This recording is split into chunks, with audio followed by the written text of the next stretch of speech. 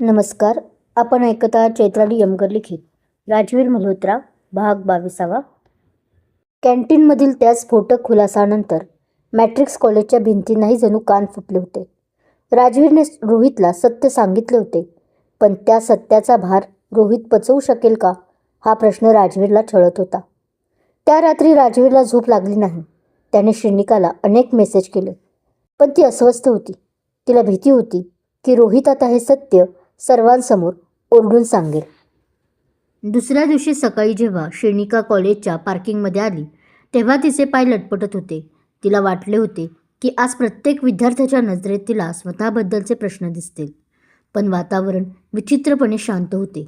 तिने लांबून पाहिले. रोहित आपल्या बुलेटवर बसून कुणाची तरी वाट पाहत होता. तिने नजर चोरून पुढे जाण्याचा प्रयत्न केला, पण रोहितने तिला हाक मारली. श्रीनिका, थांब. रोहितचा आवाज कालच्यासारखा रागीट नव्हता. त्यात एक प्रकारचा समजूतदारपणा होता. श्रीनिका थांबली. तिने खाली मान घातली होती. रोहित तिच्या जवळ आला. मला माफ कर श्री. काल मी खूप काही बोलू, पण राज सरांनी मला सगळं सांगितलं. तुमचं लग्न, गजूबाईचा धोका आणि तो प्रोफेसर स्टुडंटचा मुखवटा. मला आता सगळं समजले. रोहित, तू हे कोणाला सांगणार नाहीस ना? श्रीनिकाने आधी आश्चर्याने वर पाहिले आणि घाबरत घाबरतच पुढे विचारले. वेडी आहेस का? मी तुझ्यावर प्रेम केलं होतं, आजही करतो, पण आता ते प्रेम एका आदरात बदलले. राज सर तुझ्यासाठी जे काही करतायत ते बघून मला त्यांच्याबद्दल खूप आदर वाटतो. मी वचन देतो, हे गुपित माझ्यासोबतच राहील आणि यापुढे मी तुमचा शत्रू नाही, तर तुमचा सर्वात मोठा बॉडीगार्ड असेल. कोणाला संशयही येणार नाही की तुमच्यात काही नातं आहे. रोहितने हसून तिचा खांदा थोपटला. श्रीनिकाच्या डोळ्यात आनंदाश्रू आले. तिला एक मोठा आधार मिळाला होता. त्यानंतर दोघेही क्लासरूममध्ये गेले. राजवीरला मात्र या सर्वांची खबर नव्हती. तो आपल्या केबिनमध्ये बसून समोर असलेल्या मार्केटिंगच्या फाईल्स तपासत होता, पण त्याचे लक्ष मात्र दाराकडे होते. काल रात्री रोहितने दिलेला शब्द आणि श्रीनिकाचे ते रडवलेले डोळे त्याच्या डोळ्यासमोरून हटत नव्हते. पण जेव्हा तो त्याच्या पहिल्या लेक्चरसाठी गेला होता, तेव्हा क्लासरूममधील वातावरण पाहून त्याला आता कुठे जाऊन रिलीफ भेटला होता. रोहित आणि ती मस्त त्याच्या लेक्चरला आता चिल करत होते. दोघात मैत्री परत झाली आहे आणि सर्व नॉर्मल आहे हे पाहून खरंच तो खूप सुखावला होता.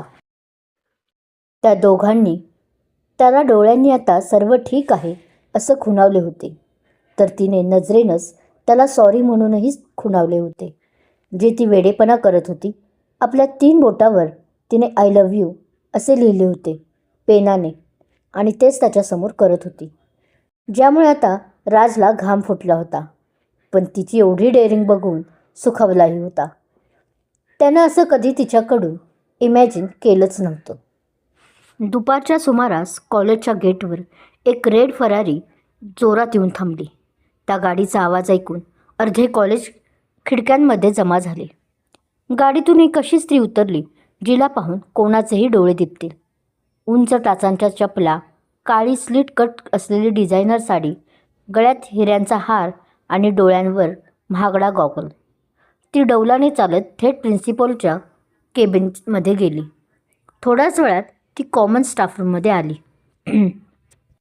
सर्वांना नमस्कार. मी सानिका मेहरा. आजपासून मी तुमची नवीन स्ट्रॅटेजिक मॅनेजमेंटची व्हिजिटिंग प्रोफेसर आहे. तिचा आवाज रेशमासारखा मऊ पण तलवारीसारखा धारदार होता. राजवीरने आवाजाच्या दिशेने पाहिलं आणि त्याच्या हातातील पेन टपकन खाली पडला. त्याचा चेहरा पांढरा फटक पडला. ही ती सानिका होती जिने 10 वर्षापूर्वी दिल्लीत राजवीरचा विश्वासघात केला होता. ज्या राजवीरला ती राज म्हणून ओळखायची, त्या राजच्या आयुष्यातला सर्वात काळा अध्याय म्हणजे सानिका, जिने राजला या दलदलीत जाण्यासाठी प्रवृत्त केलं होतं. राज, अरे तू तर ओळख विसरल्यासारखा बघतोयस की या 10 वर्षात माझ्या आठवणी पुसून टाकल्यास? सानिका मुद्दाम राजवीरच्या टेबलाजवळ गेली आणि वाकून त्याच्या कानात कुजबुजली. इतर प्रोफेसर कुजबुजू लागले. राजवीर सरांची ही जुनी ओळख दिसते. किती ग्लॅमरस आहे ना सानिका मॅडम. राजवीरने स्वतःला सावरले. त्याचा जबडा रागाने आवळला गेला होता. हॅलो सानिका, तू इथे काय करतेस? का? मी प्रोफेसर होऊ शकत नाही का? की तुला भीती वाटते की मी तुझा प्रोफेशनल बुरखा फाडेन? सानिकाने जोरात हसून संपूर्ण स्टाफ रूमचं लक्ष वेधून घेतलं.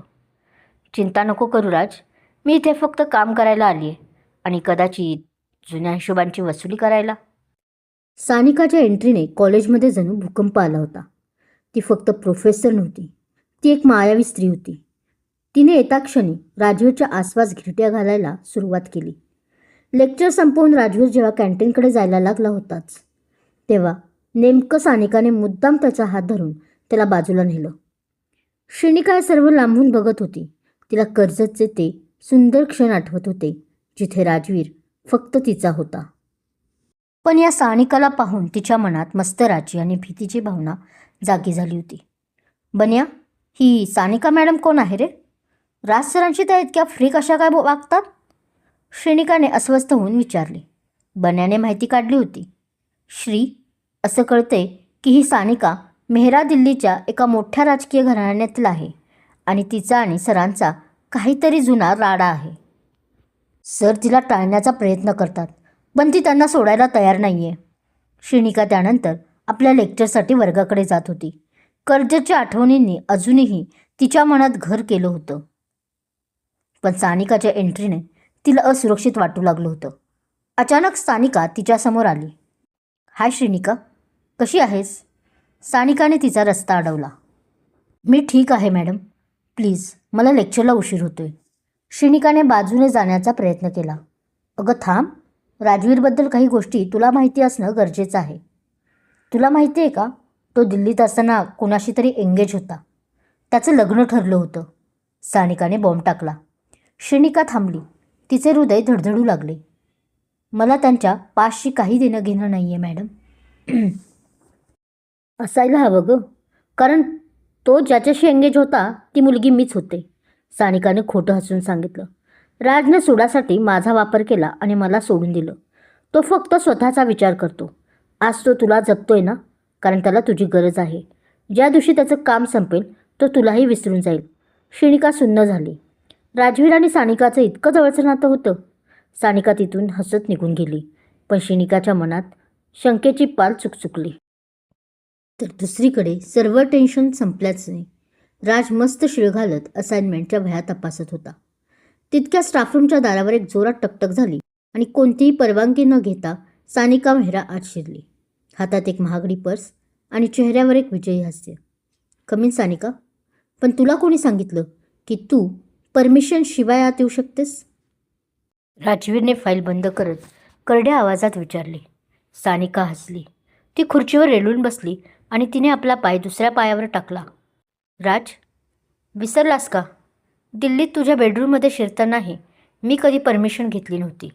आणि आता तू तर प्रोफेसरच्या नावाखाली किती छान दपला आहेस ना. पण या साध्यासुध्या कपड्यांखाली तोच राज दडला आहे जो रक्ताशी खेळायचा, हे मी विसरले नाही आहे. राजवीरचा जबडा आवळला गेला. ती माझी मजबुरी होती. आत्ता मी बदललोय. तू इथे कशासाठी आली होतीस तेवढं सांग आणि निघ इथून. मी इथे तुला बदलायला नाही तर तुला तुझ्या खऱ्या जागेची आठवण करून द्यायला आली आहे. दत्ताजीराव, तो दिल्लीचा गुंड जिथे आपला हिरो राज त्यांच्या अंडर तयार झाला होता, अजूनही तुला शोधतायत. त्यांना वाटतंय तू मेलास. पण जर त्यांना कळलं की तू इथे एका साध्या मुलीच्या प्रेमात पडून घरघर खेळतोयस तर काय होईल? सानिकाने टेबलावर झुकून विचारले. राजवीर शांत राहिला, पण त्याच्या कपाळावरची शीर थरथरत होती. सानिका, सरळ भाषेत सांग, तुला काय हवंय? तू इथे कशासाठी आली आहेस? राजवीरने जरा आता चिडून विचारलं, कारण त्याला माहीत होतं की दत्ताजी तर एक बहाणा आहे. खरं कारण वेगळंच होते. मला काय हवंय? मला तू हवा आहेस राज. 10 वर्षापूर्वी तुम्हाला अर्धवट टाकून पळून आलास. दत्ताजीरावांना तू धोका दिलास. मला वाटलं होतं तू मेला असशील, पण तू तरी ते प्रोफेसर बनून मजा मारतोयस. सानिकाने त्याच्या जवळ येऊन त्याच्या शर्टाचा कॉलर धरला. बाकी हा भाग कसा वाटला कमेंट करून नक्की सांगा. कथा आवडत असल्यास लाईक करा, कमेंट करा, शेअर करा आणि हो, अजूनही माझा चॅनल सबस्क्राईब केला नसेल तर सबस्क्राईब जरूर करा. थँक्यू.